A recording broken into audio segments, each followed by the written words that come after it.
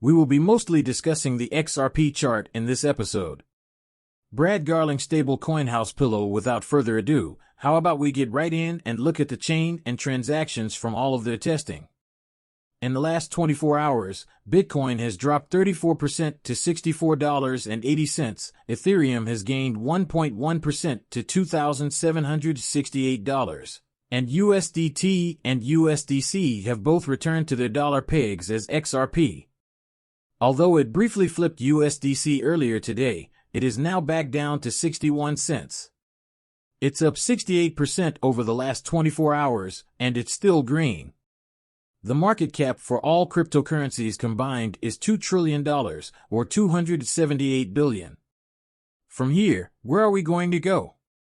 We are continuing in the chop zone. As I said earlier this morning, there are no indications of a breakout, we are just chopping.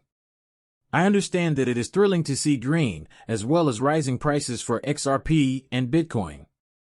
However, as you will see a little later in the video, many TA experts are fixating on a single XRP number, which just so happens to be 75 cents. The 7-day total for the XRP ledger. How frightening is that? It really is that frightful. It's absolutely incredible. Why is an outbound volume tracked, and why don't we appear here, where it's so easy?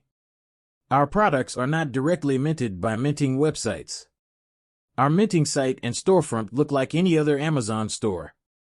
When you visit our store, you can purchase your NFT. If you choose to pay with a credit card, the transaction proceeds at zero. When you purchase this NFT, you aren't purchasing the ledger, rather, you are making a purchase. After that, I go into the back end and mint the NFT, which I then transfer to you for zero. This means that our NFTs have zero volume, which is why they don't track the US. Is it possible for them to follow the US? They can figure out how to perform the calculations, I'm sure of it. Our NFTs are all priced at specific price points according to the taxons. Starting at $165 and going up to $24.95, it's probably around $2,500, I think. They can do this by doing computations. To what destination are they heading? You know it's not my decision, but you can check the XRP ledger because it is truthful. You can check out the NFTS's issuing wallet and perform some basic calculations on your own. We are setting the example and will popularize NFTs adoption by bringing it to the XRP ledger. I'll give you my word on the entire Season 2.0 update. Many of you have asked me when the next all-season is scheduled. This is how I respond. Every season has its movements and stages. Phase 1, which we have already seen, is when all coins begin to rally just before the event. We have now passed Phase 2, which is regarded as a pause and is where altcoins typically experience a pullback. However, once they break the previous peak, we will see the next phase, which is parabolic. This phase demonstrates strength, and a strong parabolic move can be observed in alts. Alts can do a 2 to 5x 200 to 500 after such an incredible comeback. There is a slight retraction and a hint of incredulity. Some believe it is finished. They begin to cry and complain that their cryptocurrency has not reached a new peak. They believe it to be dead. They panic, but shortly after, Parabolic 2 occurs, and that's when the rally occurs, profits are realized, and parabolic blow-off tops initiate the downturn. So where are we at this moment? Phase 2, we haven't seen these alts perform a 2 to 5x SH yet. That will likely happen this year. After that, around tax season the following time, we'll likely see some short-term respite, a slight retreat, and a slight correction before the parabolic blow-off peak appears in the summer. People, Brad Garlinghouse, allow me to play you this video. Brad is discussing how the custodian digital asset markets are expected to grow to approximately $10 trillion by 2030. $10 trillion for those under custody by 2030. Pay attention to the larger context of digital asset ownership.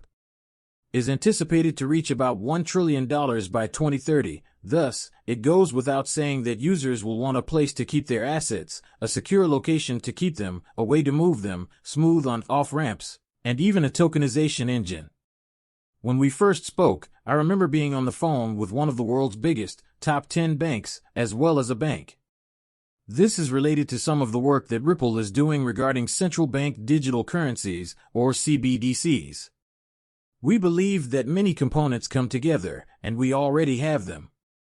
Before the medical acquisition, Ripple was already working with us and asked if we could help them with their custody.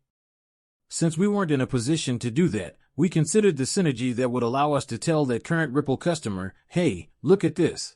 A best-in-class team that's going head-to-head time and time again and winning on the custody level, to be able to bring that product to them. I believe this is a great opportunity for the two companies to work together, but you think Brad knows a little bit more than he's revealing, especially since he has all those NDAs and is aware of the other major companies that they work with. When we got this vet, we looked into the on-chain data to see how the Palo stablecoin pilot on the Palau Island nations was remembered by the XRP ledger. With XRP, they were able to exchange over $1,181 for US dollars, of which 731 were paid with the PSC stablecoin. The remaining amount was placed in trust lines, and their fees were examined. People, are you kidding me? 0.17 XRP? The time for the future is now. You observe it. In the future, XRP and the XRP ledger will be used to support these various currencies. In addition, the stable currency will make use of the XRP ledger, meaning that costs will remain the same. Recall that stable currency operates on a ledger, even if they utilize it. Whenever a transaction occurs, we begin discussing millions beyond millions. XRPs become volatile after billions of transactions, which turns them into deflationary assets. It's strange because, when I met Keith, he even said, look, these are your most important numbers, which is why I've been talking about them for a while. I've been lecturing them. Screaming at the top of my lungs has become my habit. Where's the first box you get? 6,566 cents. What topic have we been discussing on this channel? For those using XRP, the first region is 6,566 cents. That's it, there's no need to mince words. We must witness that being broken. We should begin focusing on the 75-cent region as soon as that is broken. We can focus on the dollar region once that is broken. All the rest is simply background noise. Everything is loud. Look, loudness has some benefits. I enjoy the noise. When the price of XRP rises, I enjoy receiving notifications on my phone. It looks lovely in green. I also enjoy seeing it flip a USB. I enjoy commotion. To sum up, XRP could reach $7.50 on its breakout. Let's move the cursor downward. You may now proceed. He has a chart on which the number 750 appears. 100% is what XRP aims for. If ANS says a but about it, there's no if. The only catch is that by year's end, we have to break 75 cents. If we breach 75 cents, we're most likely at the minimum by the end of the year. Considering a $6 XRP, that is the lowest amount. Gold that would give us a 6% market share lead. We'll see how much capital enters the cryptocurrency space. We receive between 7 and 10, and we will undoubtedly surpass both the $6 and the 6% thresholds. In the years 2017 and 2021, we exceeded 6%. Marked for market cap dominance by XRP, we're going to break 75 cents this year, too. Then, in breaking Telegram, the founder was arrested. We can see T's price going down significantly in real time.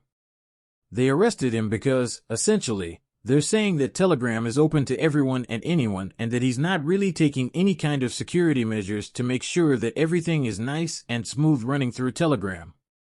What will happen as a result of this? I'm not sure if tons of coins will disappear completely, but if so, it might be a great buying opportunity.